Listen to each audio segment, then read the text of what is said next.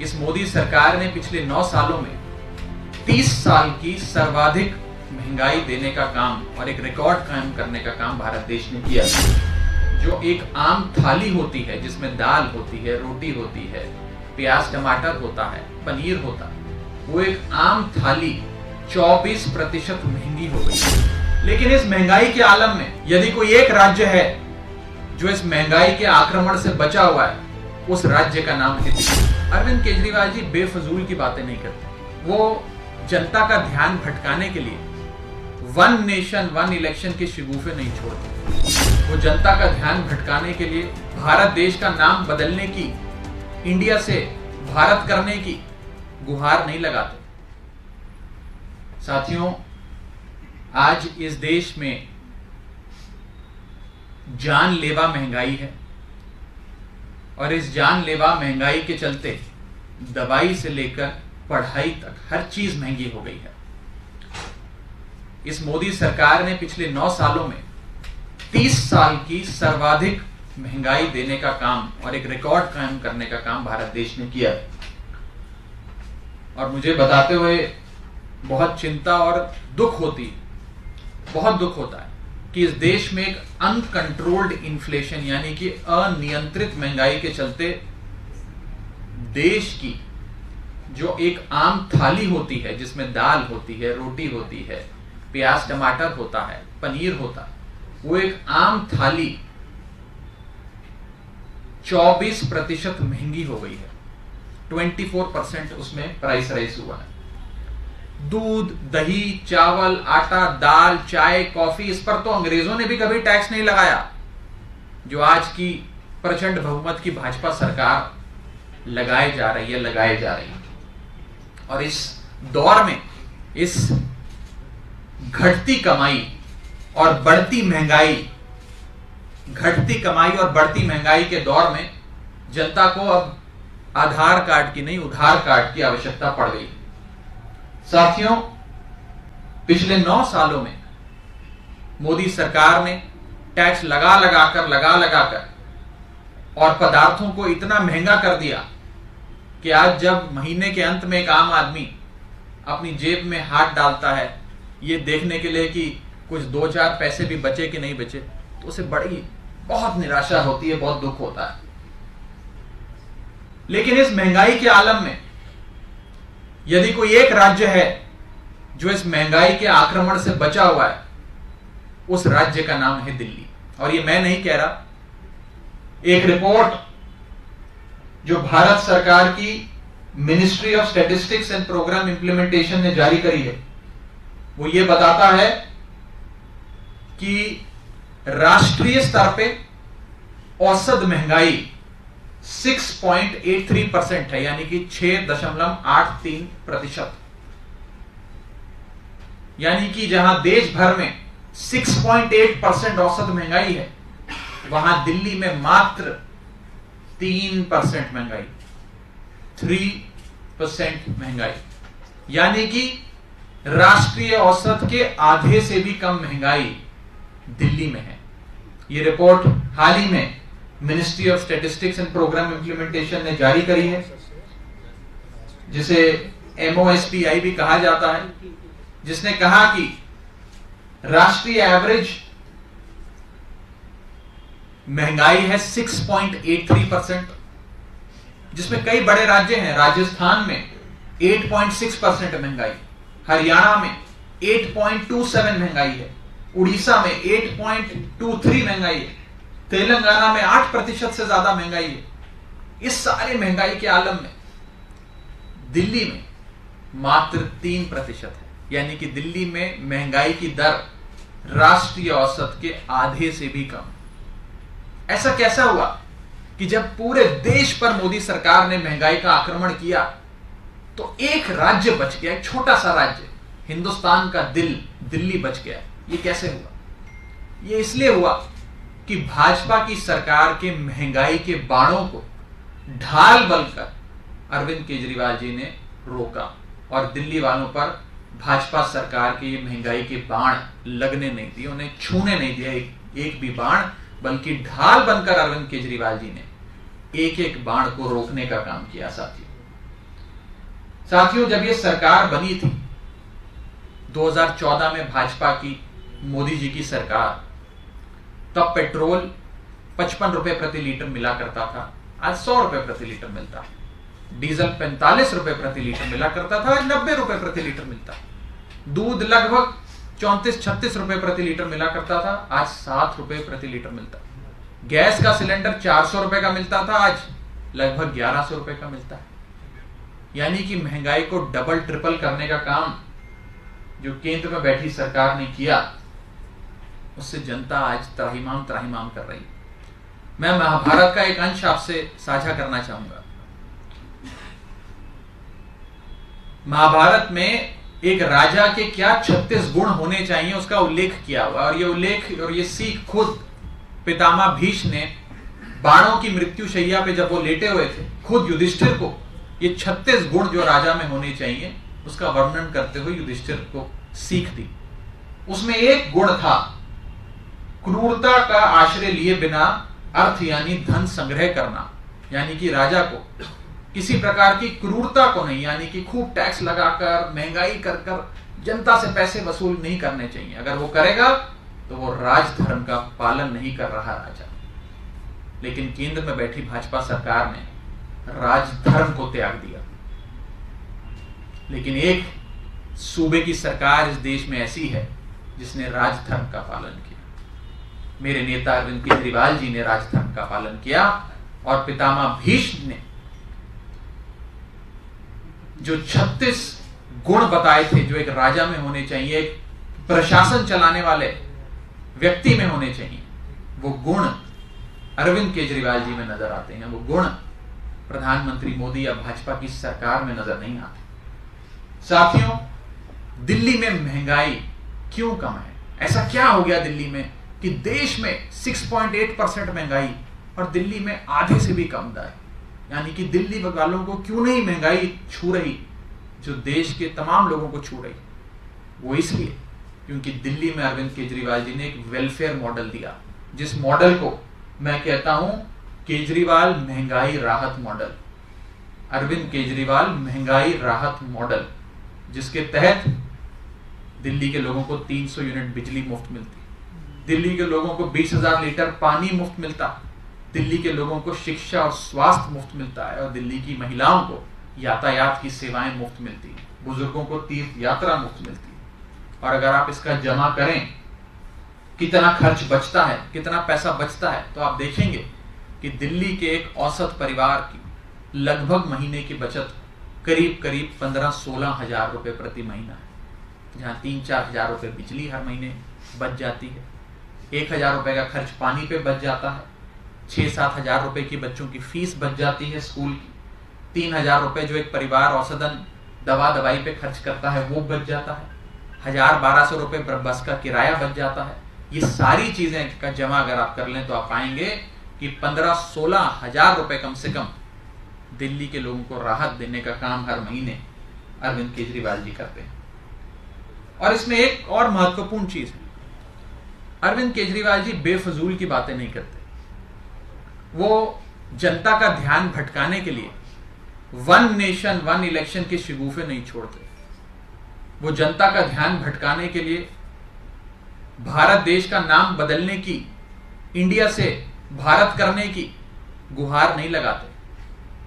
अरविंद केजरीवाल जी देश के मुद्दे, महंगाई हो, बेरोजगारी हो, किसानों पर हो रहे अत्याचार हो, इन मुद्दों के बारे में बात करते हैं, इसका सल्यूशन, इसका हल जनता के बीच रखते हैं, और भारत देश को नंबर 1 देश दुनिया का बनाने का सपना लेकर काम करते हैं, बेफिजूल की बातें नहीं करते।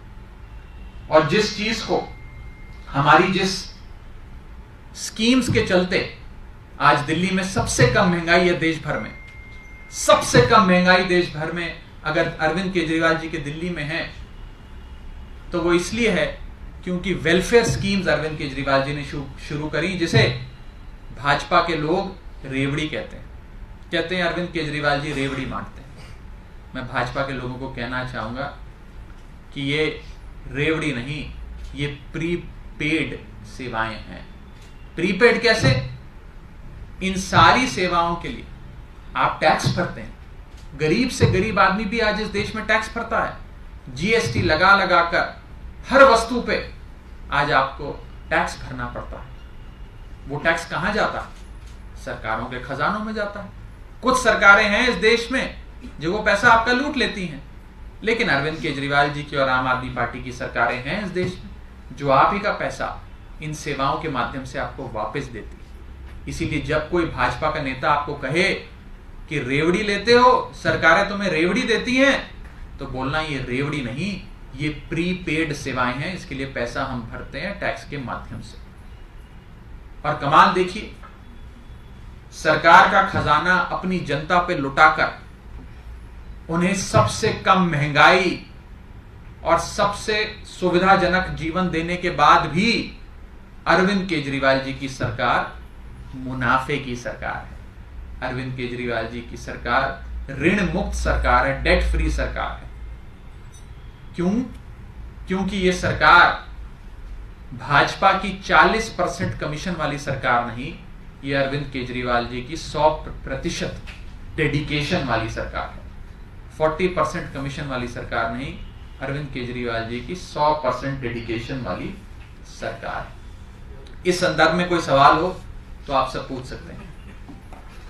इसके अतिरिक्त कोई सवाल हो तो आप लोग पूछ सकते हैं। आज कोऑर्डिनेशन कमेटी की बैठक है, आप उसके मेंबर हैं, आम आदमी पार्टी की तरफ से क्या कुछ मुद्दे हैं जो आप लेके जा रहे हैं, एजेंडा क्या होगा आप लोग? जी, आज इंडिया अलायंस की जो मुख्य समिति बनी है जिसका नाम कोऑर्डिनेशन कमेटी है, उसकी बैठक है। शाम 4 बजे शरद पवार जी के घर पे हमारी बैठक होगी। आम आदमी पार्टी की ओर से मुझे वहां चुनकर भेजा गया है। उस समिति में मैं जरूर पार्टी की ओर से, अरविंद केजरीवाल जी की ओर से अपनी बातें रखूंगा। और मुख्य तौर पर क्या वो एजेंडा होगा इस अलायंस का, वो कैसे हम लोगों के बीच लेकर जाएंगे, चुनाव प्रचार कैसा होगा, सीट शेयरिंग कैसे होगी, इन सारे विषयों पर विस्तार से चर्चा करेंगे। और जब चर्चा से एक समाधान निकलेगा, एक कंक्लूजन बनेगा, वो जरूर आप सबको समय पर बताया जाएगा।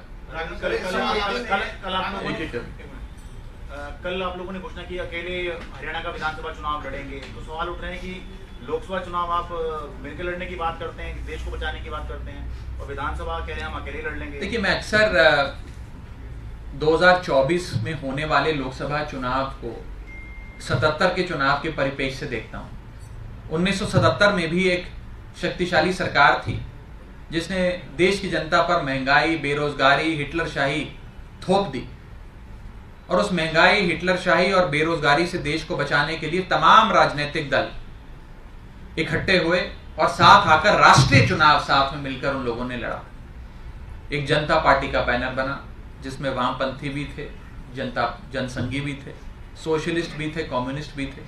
कुछ उसी तरह आज एक हमारी एक छतरी बनी है, एक अलायंस बना है जिसका नाम है इंडिया, जिसमें तमाम राजनीतिक दलों के साथ साथ भारत के 135 करोड़ लोग इस छतरी के नीचे समा जाते हैं राष्ट्रीय चुनाव के लिए, कि 2024 में जब देश को एक नई सरकार देने का मौका आएगा तो हम इस महंगाई और बेरोजगारी देने वाली भाजपा सरकार को बेदखल करेंगे और जनता का शासन वापस करेंगे। लेकिन आज हरियाणा से बयान आया है हुड्डा का, उन्होंने ये कहा है कि 10 में से जो 10 सीटें हैं उस पर हरियाणा कांग्रेस वहां पर चुनाव लड़ेगी, और उन्होंने ये भी कह दिया कि हाल ही में जो एक चुनाव हुआ था वहां आम आदमी पार्टी की जमानत जब्त हुई थी आदमपुर में, तो इस तरह से जब कांग्रेस कह रही है हरियाणा में, तो आपको कैसे समर्थन मिलेगा? आप मीटिंग में कैसे जाएंगे और कैसे एक टेबल पर बैठकर आप बातचीत कर पाएंगे? 2 चीजें बस कहना चाहूंगा।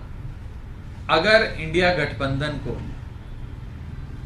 तमाम नेता, राजनीतिक दल और जनता भी सफल बनाना चाहती है, जो कि सफल होगा, निश्चित तौर पे होगा, तो सबको 3 चीजें त्यागनी होंगी: मनभेद, मतभेद और महत्वाकांक्षा। जब ये 3 चीजें हम त्यागेंगे राजनीतिक तौर पे, तभी ये इंडिया गठबंधन सफल होगा। और मेरा ये मानना है कि जो ये कोऑर्डिनेशन समिति है इंडिया अलायंस की, यही वो समिति है जो ये सीट शेयरिंग से संबंधित तमाम फैसले लेगी। कोई नेतागण अगर व्यक्तिगत तौर पे अपनी राय जाहिर करना चाहते हैं, वो पार्टी प्लेटफॉर्म्स के भीतर भी और उसके अतिरिक्त भी जरूर जाहिर करें, उन्हें आज़ादी है। लेकिन कोऑर्डिनेशन समिति वो समिति है जो पार्टी के तौर पे तय करेगी कि किस राज्य में कैसे सीटों का बंटवारा होगा। कोई एक राज्य एक समान नहीं है। जो स्थिति बंगाल की है वो स्थिति तमिलनाडु की नहीं है, जो महाराष्ट्र की है वो बिहार की नहीं है, जो उत्तर प्रदेश की है वो दिल्ली पंजाब की नहीं है, जो हरियाणा की है वो गुजरात की नहीं है। तो हर राज्य का अपना एक पॉलिटिकल कम्प्लेक्शन है, एक इलेक्टोरल रंग है, और उसके हिसाब से सारी चीजें तय होंगी। बात करेंगे कि बयान ऐसे ना आए पार्टी की तरफ से, उनके नेताओं को बोलेंगे। अब जो बातें मैं बैठक में करूंगा, मैं उसको सार्वजनिक तौर पे आपसे साझा नहीं करूंगा। जनता पार्टी अटैकिंग मोड में ये भी लगातार कहती है कि इस अलायंस का कोई चेहरा नहीं है। अभी लल्लन सिंह ने नाम लिया कि नीतीश कुमार चेहरा होना चाहिए। राहुल गांधी के लिए भी पीछे से बैकिंग आ रही थी, तो कांग्रेस पार्टी कह रही है, लालू कह रहे हैं। तो ये एक बड़ा सवाल है जिसमें लगातार अटैक अलायंस पे होता है। आप चलिए, हमारे पास तो बहुत चेहरे हैं, हमारे पास तो बड़े सफल एबल एडमिनिस्ट्रेटर्स हैं जिन्होंने बड़े सफल प्रशासन चलाए। क्या भाजपा में कोई है जो खड़ा होकर कह सकता है कि मैं चाहता हूं कि नितिन गडकरी प्रधानमंत्री बने? या भाजपा में कोई है जो ये कहे कि मैं चाहता हूं कि योगी आदित्यनाथ 2024 में भाजपा की ओर से प्रधानमंत्री पद के उम्मीदवार हों? भाजपा में कोई ऐसी हिमाकत नहीं कर सकता। सवाल है क्योंकि आप जब इंडिया अलायंस की बात आती है तो आप 1977 का जिक्र करते हैं और हिटलर शाही की सरकार बताते हैं, तो क्या आप इंदिरा गांधी को हिटलर बता रहे हैं? दूसरा सवाल ये, इसी के आगे में दूसरा सवाल पूछूं, पहले इसका जवाब दे दिए, क्या इंदिरा गांधी को आप हिटलर मानते हैं? देखिए, उस समय इमरजेंसी जिस प्रकार से देश की जनता पे थोपी गई, नसबंदी हुई, उससे तमाम देश की जनता का एक भाव यही है कि उससे मुक्ति चाहिए थी, और उस मुक्ति के लिए ही देश के लोगों ने वोट दिया। इसीलिए आज भी जिस प्रकार का एक अघोषित आपातकाल हम इस देश में देख रहे हैं, उससे भी जनता निजात चाहती है कि कोई मोर्चा बने, कोई अलायंस बने जो इस सरकार को हटाए। सर, दूसरा सवाल एक है कि सनातन धर्म को लेकर चर्चा आ रही है। आज कोऑर्डिनेशन कमेटी की बैठक है, डीएमके वहां रहेगा, आपका सहयोगी है, लगातार कह रहा है कि सनातन को खत्म करने के लिए, सनातन को मिटाने के लिए पूरा इंडिया अलायंस का गठन हुआ है। क्या नेता लगातार देखिए, मैं बस इसी में बैठक में ये ऐड होगा कि जो बयान आ रहे हैं डीएमके की तरफ से, वो उस पर चर्चा होगी क्या? देखिए, पहली बात तो ये है कि कोऑर्डिनेशन समिति के भीतर हम क्या बात रखेंगे और क्या चीज़ों पे चर्चा होगी, वो सार्वजनिक तौर पे बात नहीं करूंगा मैं, और ना ही करनी चाहिए। जो भी कंक्लूजन्स निकलेंगे वो आपके सामने रखे जाएंगे। लेकिन जहां तक इस बयान का सवाल है, मैं साफ कर दूं कि मैं खुद सनातन धर्म से आता हूं, और जो बयान आ रहे हैं सनातन धर्म के विरुद्ध, मैं उसकी निंदा करता हूं, घोर निंदा करता हूं, और उसके विरोध में खड़ा हूं। किसी को भी इस प्रकार के बयानों से बचना चाहिए। हर धर्म का आदर, सम्मान, सत्कार होना चाहिए, और इस प्रकार के बयानों से हम सबको दूर रहना चाहिए। बस मैं इतना ही कह के जो भी अपनी बाकी बात है वो मैं समिति के भीतर। आपने त्याग की बात की, आपने महत्वाकांक्षा की बात की कि सब कोऑर्डिनेशन कमेटी तय करेगी, लेकिन पंजाब में आप ही की सरकार के नेता और मंत्री ये कह रहे हैं कि जो पंजाब में चुनाव होगा लोकसभा का, उसमें आम आदमी पार्टी सभी सीटों पर इंडिपेंडेंट चुनाव लड़ेगी। सबसे चर्चा करेंगे। लेकिन कांग्रेस, एक तरफ आप कांग्रेस को त्याग करने की सलाह दे रहे हैं और आपकी पार्टी ये कह रही है कि हम इंडिपेंडेंट चुनाव लड़ेंगे, तो विरोधाभास है। मैंने आज की ये प्रेस वार्ता आम आदमी पार्टी की सीट शेयरिंग कैसे होगी, क्या होगी, उस पर नहीं बुलाइए मेरे मित्र। ये जो शामिल होते हैं उस बैठक में, वो कह देते हैं कि हम पंजाब का चुनाव लड़ने में सक्षम। देखिए, ये सारे फैसले आम आदमी पार्टी की ओर से हमारी पॉलिटिकल अफेयर्स कमेटी लेती है। पॉलिटिकल अफेयर्स कमेटी जो फैसले लेगी, कोऑर्डिनेशन समिति से जो एक प्रकार का कंसेंसस बनेगा, उसी के अनुसार आगे का कैसे गठबंधन में सीट शेयरिंग का कम्प्लेक्शन रहेगा, उस पर चर्चा होगी। आज की प्रेस वार्ता मैंने सीट शेयरिंग पर नहीं बुलाई, लेकिन मैं इतना जरूर कह दूं, और एक बड़ी बात कह के अपनी बात समाप्त करूंगा, कि आज सीटें जरूरी नहीं है। आज किस राज्य में किस पार्टी को गिव एंड टेक करना पड़ रहा है, किसको कितनी सीटें मिल रही हैं, वो जरूरी नहीं है। जरूरी भारत देश है, देश को बचाना जरूरी है। अगर 2024 में देश नहीं बचा तो शायद ये इस देश का आखिरी चुनाव हो, इसके बाद चुनाव ना हो। अगर 2024 में देश नहीं बचा तो शायद बेरोजगारी और महंगाई कुछ इस कदर हो जाए कि देश में कश्मीर से कन्याकुमारी तक, गुजरात से गुवाहाटी तक हर जगह त्राहिमाम त्राहिमाम हो जाए। और अगर 2024 के चुनाव में देश नहीं बचा तो हो सकता है इस देश में संविधान और लोकतंत्र दोनों समाप्त हो जाएं। इसलिए देश जरूरी है, व्यक्तिगत महत्वाकांक्षाएं, मतभेद और मनभेद जरूरी नहीं है। और इस स्पिरिट के साथ अलायंस के भीतर चर्चा होनी चाहिए और इसी स्पिरिट के अनुसार अलायंस के भीतर चर्चा होगी। बहुत बहुत शुक्रिया।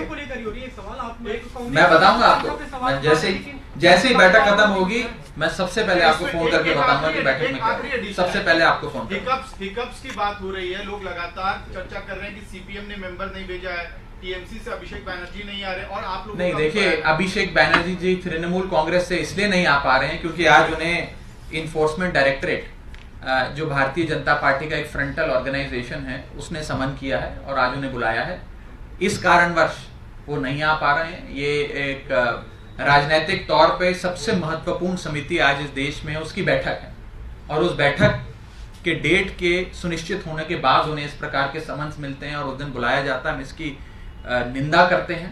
जिस प्रकार से इन्फोर्समेंट डायरेक्टरेट आज देश के तमाम विपक्षी दलों को टारगेट कर रहा है, उसकी निंदा करते हैं। और बस इतना ही कहना चाहते हैं कि ये समिति जरूर सबकी भागीदारी से फैसले लेगी, सबकी हिस्सेदारी भी होगी, सबकी भागीदारी भी होगी। बार-बार ये आ रहा है नीतीश कुमार नाराज है? ये तो आप जानते हैं, मैं तो नहीं जानता, मुझे ऐसी कोई सूचना नहीं है। अगर संबित पात्रा ने अभी एक प्रेस कॉन्फ्रेंस आप छोड़ दीजिए। उन्होंने इस पे एक सवाल इस पे बोला है सनातन पे कि ये सब सोनिया गांधी के। मैंने आपको जवाब दे दिया अपनी ओर से। अच्छा, मैंने अपनी ओर से विस्तार से जवाब दिया। मैं किसी भी सवाल से नहीं पूछा। आखिरी सवाल कौन पूछना?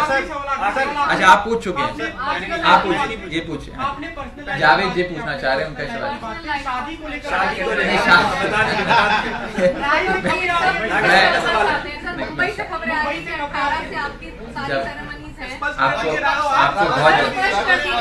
आपको बहुत जल्द शादी के बारे में बताऊंगा। आपको बहुत जल्द बताऊंगा शादी के बारे में। Thank you.